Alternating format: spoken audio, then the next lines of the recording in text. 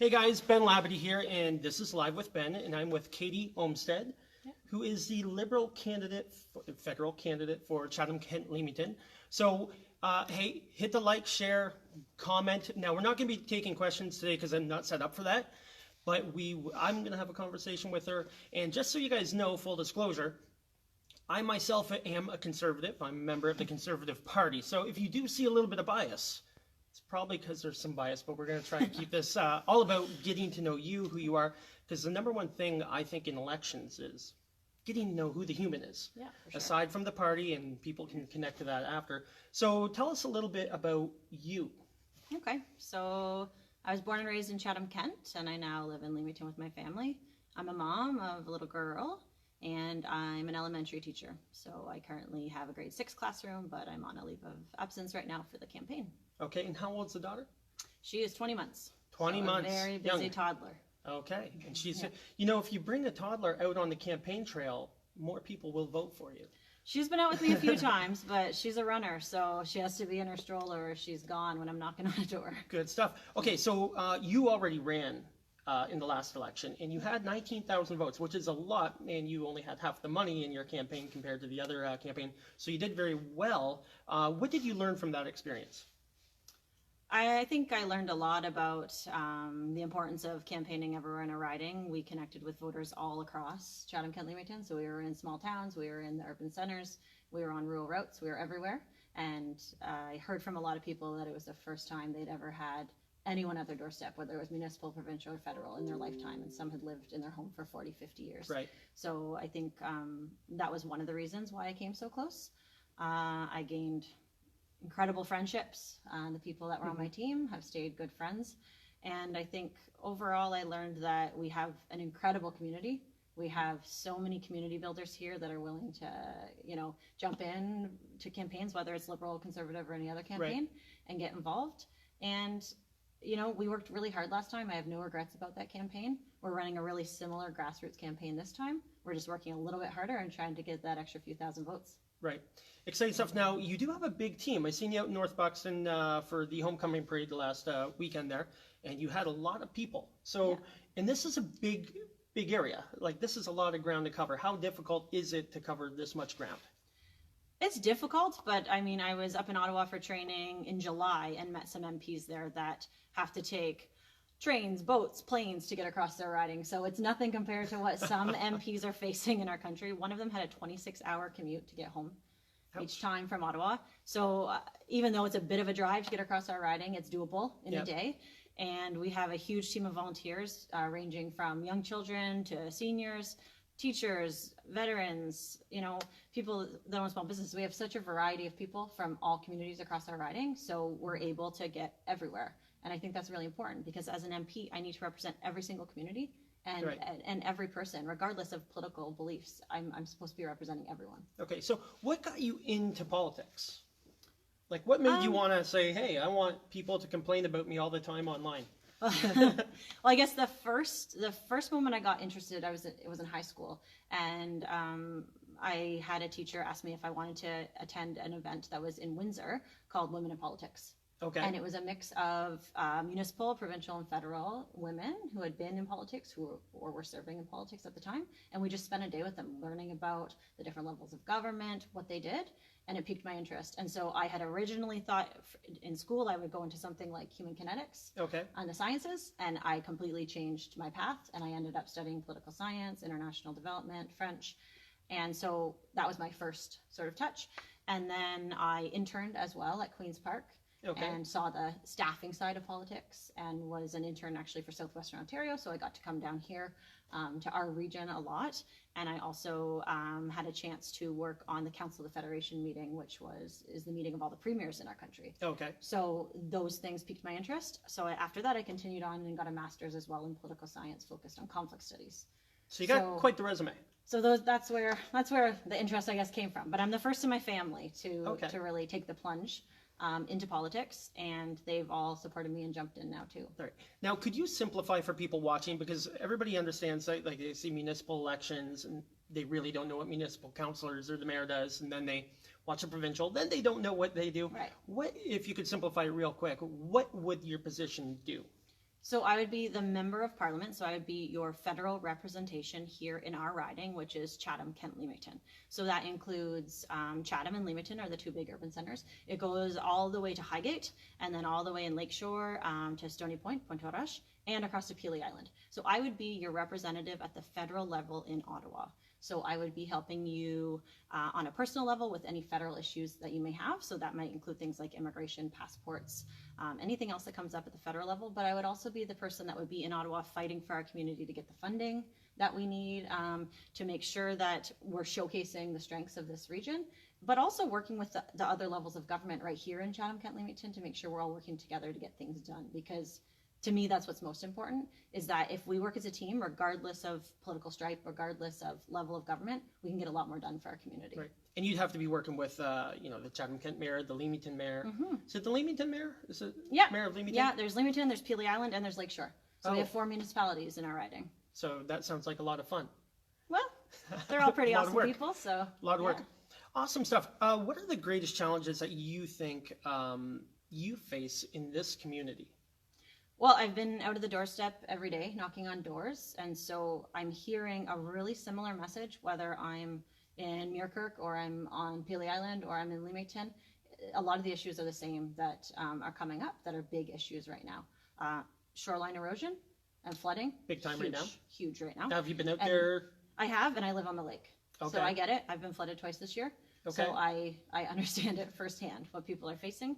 And my in-laws actually live in the section of Highway 3 Talbot Trail that's closed right now. Okay. So I see it firsthand, and I understand the big issues our municipality is facing, and we do need, obviously, to work in tandem with provincial and federal government on these issues.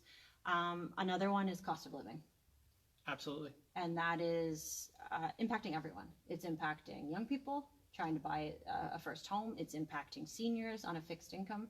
And it has risen dramatically. Even though our economy is booming and we're seeing job growth here, and I'm noticing people aren't at home when I'm knocking on doors because they have jobs, right. The cost of living is still rising at a dramatic level, and people are having a hard time paying bills. They're having a hard time continuing to have those services that used to be part of their monthly package, and now they're questioning if they can afford them or not. Right. So that one's really big and really important to me to tackle. Is there any housing strategy for rental housing? Because in Chatham-Kent especially, you see a lot of people out there and they can't find anything. Yeah, so it's a bit of a double-edged sword here. So in Chatham-Kent Leamington, we're having a lot of people move into our riding, which is great to add to our population base.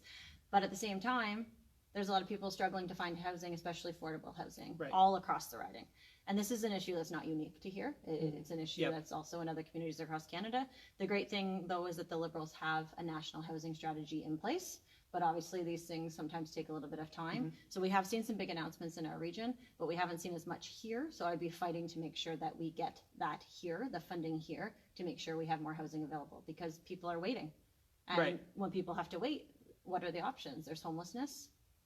They're leaving our communities, which we don't want to see people leaving. That's one of the biggest reasons I ran in 2015, because I'm one of very few of my friends that has stayed here, found work here. So many incredible people have left our region to find work elsewhere or to find affordable housing elsewhere. So to me, it's really important that we tackle that issue. Awesome. Now, on a global scale, how about we look at how does Canada kind of sit in the world right now? You know what? Canada is doing great. What do you think about that question when I just say how does it sit in the world, and that's just a broad It is broad, but I think if you look at like standard of living and things like that, we're ranking right at the top right now. I think on the global stage, we're very respected right now as a global leader, and it's in a bit of a volatile time with some of the political changes that are happening around the world, and some of what we're seeing in international politics isn't the norm. So we're seeing people not necessarily following the standard practices that we're used to, not naming any names here, but I'm sure Ben will. But I think overall Canada's doing a good job. We're not a superpower. We're not a military force compared to other countries. So we have to have soft power. We have to be leading by example, and we're doing that. And because of that, we have that soft power when it comes to things like trade agreements. Okay. Do you ever, and now this happens especially in the United States right now, is, you got Republicans and you got Donald Trump as the president. And sometimes when he says something, Republicans, some of them say, well, that's not true. And then Democrats say, well, that's true. And then oh my, how do we deal with this? Right. And they distance themselves. Is there anything that Justin Trudeau does or has done, or is there ever a point in time that you might distance yourself and disagree with him? Oh, certainly. And I don't think that's unique to any leader. Everyone's human. Yep. And everyone has beliefs, and everyone has moments where they might stutter in front of a camera, or they might say something that's taken out of context. And in terms of the leader of the Liberal Party, of Prime Minister Justin Trudeau, I've had the opportunity to run under him in 2015. And from then until now, he's reached out numerous times to ask about how our community is doing, to ask me what main concerns and issues are here. And he's always allowed me to voice my concerns, to criticize things that I don't believe in, to ask questions. And there's also been results that have come out of that. So I had the opportunity to sit on a task force called Project Rule, which there were 6 of us from across Ontario that sat on this, because we realized that in the last election, we didn't connect with the rural roots enough. We didn't really represent the rural voice. Okay. And so we did a massive study about our province, about Ontario, and a lot of the things that we proposed in that report have happened. Okay. And so he's very open to listening to concerns, to answering questions. And I've stood up, I've had the opportunity to sit in a few caucus meetings as a candidate. And again, I've been very vocal about the needs in our region, about the feeling that people have that Ontario stops at London or Canada stops now at Kitchener-Waterloo. I've said this out loud straight to the Prime Minister, and he listens and he gets it, and he wants to do better for our region. And so I have no concerns about, sometimes the differences in opinions and that sort of thing, as long as there's open dialogue. Okay. So we have a bunch of parties now. We got the PPC, I think People's Party of Canada, you got NDP, you got Conservatives. What could you say that would swing a Conservative over to Liberal? Now, I'm not talking about the crazies on each side. I'm talking about the most, the people that like are kind of in the middle. Yeah. That... Well, I think if you look at how Canada's doing right now, in terms of jobs numbers, in terms of the economy, there's a really positive record across Canada for what the Liberal government has achieved in the past 4 years. There's some big things that have happened on the environment, a national housing strategy, a national dementia strategy. These are important things that are going to impact our country for years, decades to come. So those are huge accomplishments. So at that national level, some of those I think are crucial to success of Canada and the future of Canada. But also as an individual, I'm a hard worker. I've proven that. I've worked at the grassroots level to get things done. I've founded organizations, and I will work hard every single day as an MP to make sure that our riding gets the attention it deserves, that it gets the funding it deserves, and that we are back on the map with a strong voice in Ottawa. That's a good pitch. That's a good pitch. You got good sound.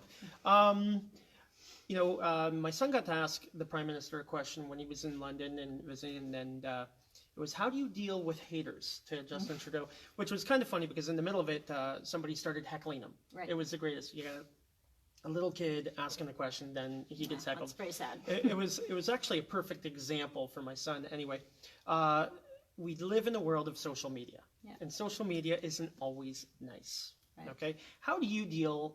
Having a family, how do you deal with what people will say? Because not everybody gets to know you, and that's the whole goal of doing these type of things. Is how do you deal with that? Well, the interesting thing is, as a teacher, I taught a literacy program for over a year. Every school in my school board from JK to grade 12 received the training on this. So that came up a lot. Not at a political level, obviously, but what kids are facing with social media. So it's something that we created a whole curriculum around and we taught. And if you listen to little ones, they are the most knowledgeable on this subject. They have the best ideas, and it's pretty simple for them. If you're not going to say it in person to someone, you shouldn't be saying it online.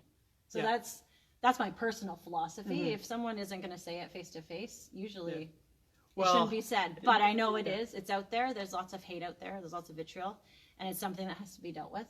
I try my best to ignore when it's on there. My family doesn't do the best job at ignoring it. They take it much more personally. I say stay out of the comment section as much as you can. I have as open of a policy as possible on my political page, as long as there is, as long as there's not degrading comments, as long as there's not threats. I'm all for dialogue. I love dialogue. That's why I knock on doors and talk to people. And I get the comments all the time at the door when we have a discussion. I can't believe you're still here talking to me about this because we have such opposing views. And that's why I'm doing this. That's why I'm running. I want to hear your viewpoints, and I learn a lot from the people Yeah. that have that opposite viewpoint. So I think social media in general, it's great. It provides things like this. The things that you've done at the municipal and provincial level in the past few years have been awesome to help people engage in politics, to get them out to vote, to get them to share their questions, their ideas. That's phenomenal. But the other dark side of it is that there are people who, for some reason, target people that are out there trying their best to do good, trying their best to represent people, and they don't seem to stop. Nothing seems to Nobody likes to stop. lessen the amount of hate. Yeah. And the sad part is a lot of it has now moved from the online world to real life. And so we heard just this week about Minister McKenna, who was threatened with her kids at the movie theater. And that's not acceptable.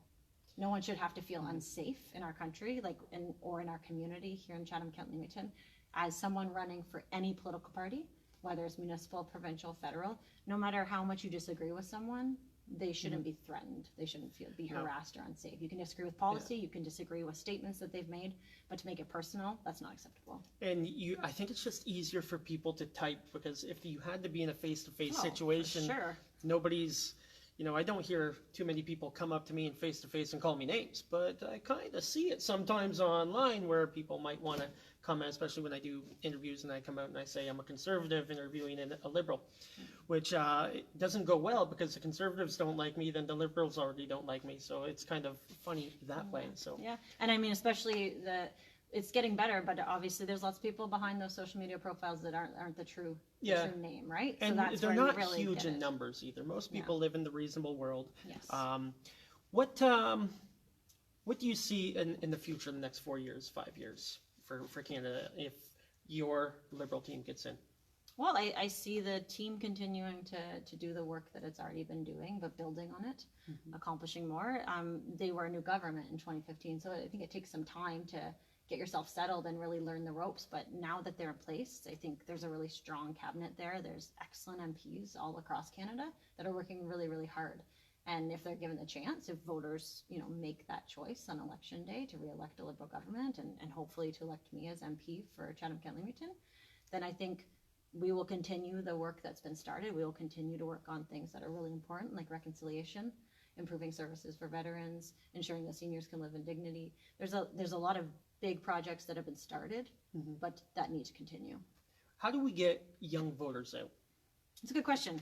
In 2015, I heard from a lot of young people that they were coming out to vote for the first time, and that made me really excited. When we see the national numbers of voters, we don't see young people out voting, and it hurts my heart because they are the ones that are going to be impacted most by the currently elected government, because they have the longest to live in our country. And it's something that I know that sometimes there's disillusion with politics, and especially with what we see on social media sometimes, the negativity, or what we see in the media even. It's just like these sound bites. It's not the whole story that we see. And so I hope people will try to think beyond that, think big picture. And also when they're there voting on voting day, if they get to that ballot box, that they don't just vote about today, but they think about the future. And that's why we need young people voting, because it impacts every aspect of your life. Federal politics impacts everything. A lot of people will say, well, I only really care about municipal because I see it every day. Well, you see federal politics every day right here in Chatham-Kent Leamington too. So much of the funding comes from the federal government down to the provincial and down to the municipal level, and it impacts us all the time. It impacts our quality of life. So I hope that young people will get out there and vote, and I'll just keep doing what I'm doing, which is knocking on doors every single day, connecting with people, stopping in coffee shops, going to community events. And I say to young people, I caught someone at the door yesterday, and she looked about voting age. I said, "Are you voting age?" And she said, "Yeah, I am." I said, "Are you going to vote?" She said, "I don't know." Yeah. And I said, "I really hope you do. It doesn't have to be for me. I hope it's for me, and I'll explain why. But at a minimum, get out there and have a voice, because young people right now are not really impacting our elections like other people are." Yeah. What about young females? Do you find that they're getting more into politics a little bit more than it obviously more than it used to, but I have a young daughter. I want her to be more engaged in world events and understanding how everything goes. Do you find that, you're seeing more females? What I have noticed is that if we're talking about political staff and things like that, we're seeing young women involved. getting getting input, in, like to run? engagement, and input? Yeah, I think it's yes and no. Yeah. Again, it's the fact that we don't have as many young people involved in any way. And I think because of some of the hate online, which isn't proportionally shared towards men and women in politics, women do take more of the hate than men do, especially the more violent types of comments that are gender specific. Mm-hmm. Women do receive more of that, and so we do see women that become involved and then step away. We do see I think a higher number of that, and we do know statistically it takes a lot more to get a woman to run in politics. They have to be asked many more times to run, even if they are the much more qualified individual. It's just the reality. I hope by the time your daughter is at that point, and mine is at that point, that won't be the case. And so I work really hard to mentor young women, to make sure that they have the confidence, the skill set, and that they know that sky's the limit and they can, hold any type of position that they want. But I don't think we're there quite yet. Okay. Now, on the federal level, you do deal with other countries. How do we deal with Trump? Now, I'm a Trump fan, but I know we've talked about this. It was a great conversation, by the way. I think we deal with Trump in the same way we deal with any other leader. We follow the policies and procedures that we've always followed as a country. We stick to our international agreements. We stick to being the calm, respectful negotiator that Canada's known to be. And I think overall, Minister Freeland with the new NAFTA, the USMCA agreement, did a great job with that. It took time, but we got there. And we continue to uphold our Canadian values, but also ensure that we continue with the allies that are important to us, and our neighbor is very important to us. What kind of change from NAFTA to the USMCA? Is there anything specific in there? There were a few changes, but I think overall, I'm not sure that it was necessary to have it happen, but it happened. And some say they just changed the names NAFTA to USMCA and nothing really happened. In the end, I think Canada fought hard and got a lot of the things that were being threatened. So I think in the end, it worked out well for Canadian workers and Canadians.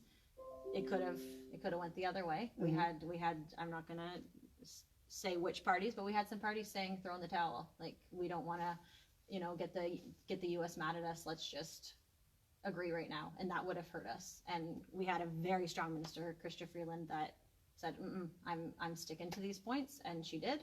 So I think overall, the dairy farmers were one that there were concessions made, but overall it was a small amount in comparison to what it could have been. Okay. And so I think given the political climate right now, they did a great job. And who are our biggest trading partners right now? Well, the U.S. is quite big, but what's something that's not really known, and I think it's a really important one, within the G7, Canada's the only country right now that has trade agreements with all G7 countries. Okay. So we actually have some pretty phenomenal trade agreements.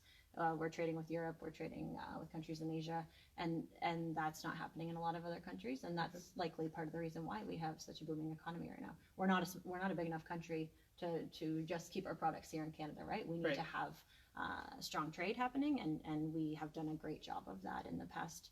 Our government and the previous government, the work continued from that, and I think our trade is doing quite well right now compared to what some countries are facing. Awesome stuff. Hey guys, if you're watching this, don't be scared to comment, and hopefully you'll get back to in the comment section to answer everybody's questions.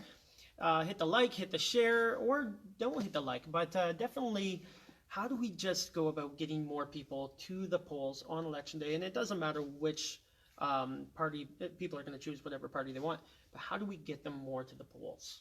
Well, I think what would be your message to that? Honestly, I think it's conversations. So we can't just rely on news articles and on social media memes and things like that. Yep. We need to have conversations with our friends, with our coworkers, with our neighbors. It doesn't mean you have to be pushing a certain party, a certain candidate, but I think you need to talk about the big issues that impact your life every day, and also think about the future and encourage, especially first-time voters. And a first-time voter doesn't have to mean it's a young voter. Right. I had lots of people who came out last time in 2015. They said, I voted for you the first time. They could have been voting for 10 elections. Yeah. But they hadn't, but they did.